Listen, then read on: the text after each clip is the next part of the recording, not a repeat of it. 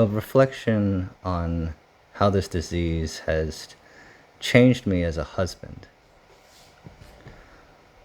So I guess taking a step back, I met my wife about 13, 14 years ago in Las Vegas, Nevada. And that's where we were married. No Elvis involved. But yeah, that's where we met. And I guess the cute meat or the story is that I was eating at a restaurant and it was a coworker's last day of work and he chose the restaurant, one that I would have never went to if I was given a choice. And after lunch, I went back to work, but prior to getting in my car, somebody ran out and gave me a phone number for her friend. For her. Her friend ran out and gave me her phone number is what happened. So that's kind of like the beginning of our relationship, and subsequently we dated, and then we got married. So we lived in Vegas. We bought a house and we planted roots and lived in Vegas for roughly a year. Then we had to come to Thailand, and the reason was because my wife came down with viral meningitis, and if anybody knows what it is, it's basically inflammation in the fluid lining in the brain, and causes chronic migraines, which actually have persisted till today. So, it was very early on in our relationship and marriage, and not too many people are asked to prove their wedding vows so early on. I think we were both in our late 20s at the time, and it was kind of like in sickness and in health till death do us part. And we had exhausted all of our options in Vegas to figure out a way to get the chronic migraines to go away, and decided that it would be better to seek treatment in Thailand, or at least my wife decided it would have been better, or it would be better to seek treatment in Thailand, where she could also feel more comfortable speaking in her own language. And so she made the decision, and I started applying for jobs, and you know, thankfully I was able to land one in Bangkok. Now, so it was a pretty tough time in Vegas because my wife was sick, and I had just started a new job, and basically was working from home for about 6 months, because the thing about chronic migraines is that the anxiety and the depression that comes with it is much worse than the migraines itself. She felt like she was dying, and if she was by herself, literally the anxiety would just eat her up. I remember that after 6 months of working from home, having my first day in the office and getting a phone call from my wife, and the phone call literally said, "I think I'm gonna die. I need you to come home right now." So obviously I went home. We also had a joke that we had a standing date at the ER, because it was roughly every Friday night or so we would end up in the ER. I remember that year we were there for both Christmas and New Year's, and it was just a really tough time for us. And you know, I wasn't the same person back then. I was still in the very much in the being a provider mode and focused on career and ambition. And I wasn't as compassionate as I could have been, and I've apologized to my wife subsequently. But I guess one good thing that comes out of it is that I was able to experience what it was like being the caretaker for somebody that is sick as well.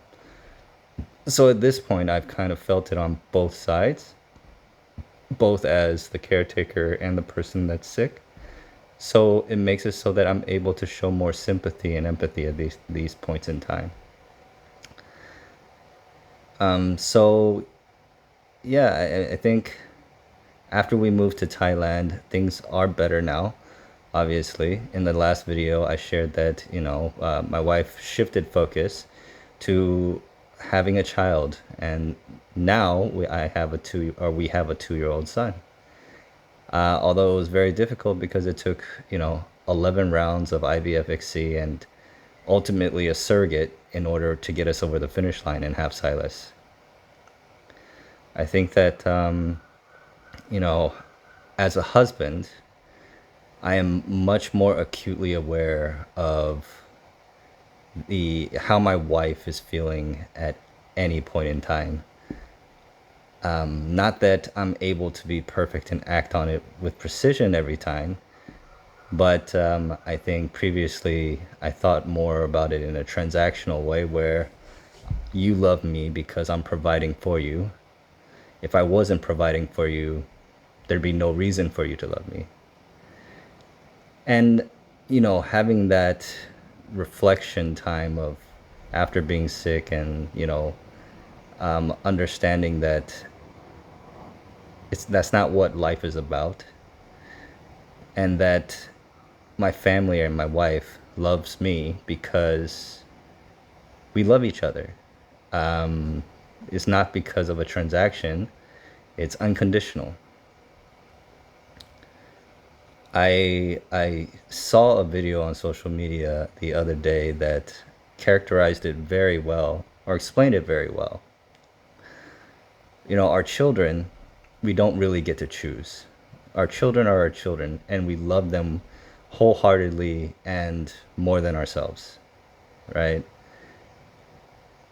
But when asked what or who you love more, your wife or your child, the answer was his wife. And he explained it very eloquently in that me and my wife chose each other. It wasn't that we were, betrothed at birth or something like that.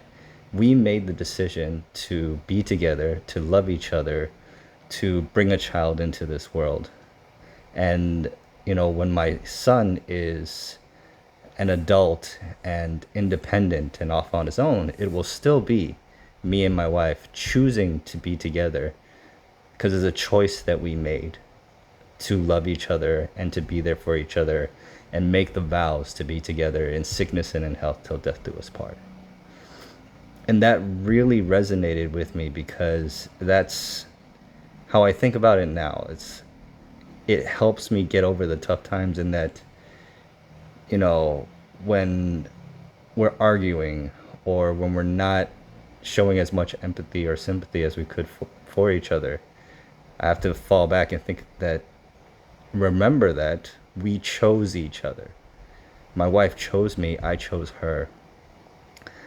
So it's a decision that we made that we stick to.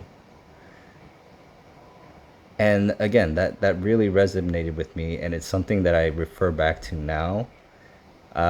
Whenever there's a tough time, is that, we chose each other and we should try to work it out. And, one of the things is that I'm not very communicative, or I wasn't before. Probably still not the best now. My wife will ask me, how am I doing today? And I'll just say, fine.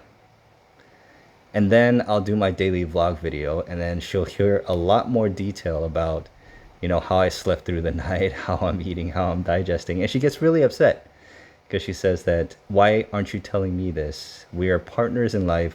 We're best friends. When I ask you questions, you should tell me all of these things. Why do I have to hear about it from a video?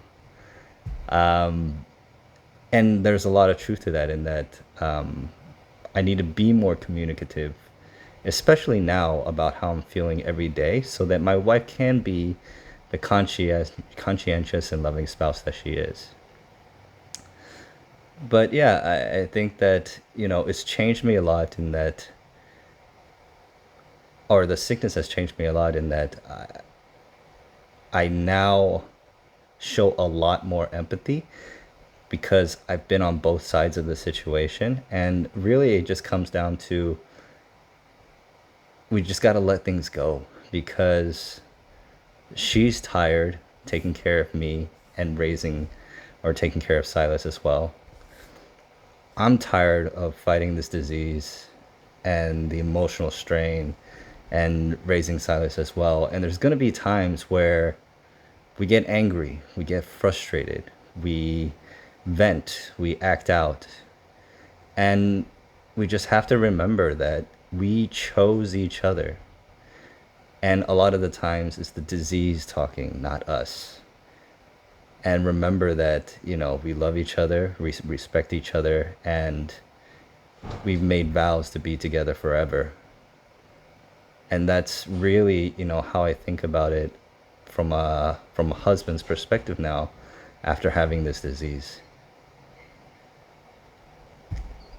So yeah, I just wanted to share that with everybody in terms of from the perspective of a husband, because I've already shared it from the perspective of a father, and I may look at it from other perspectives as well.